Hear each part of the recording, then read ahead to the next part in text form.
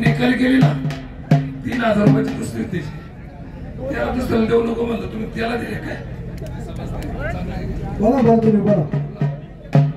ऐकलं हा पहिला नेप्तीचा हा पहिला पुरानगरचा याची गोष्टी 3000 रुपये निकाली आता पैशाचा 5000 घ्या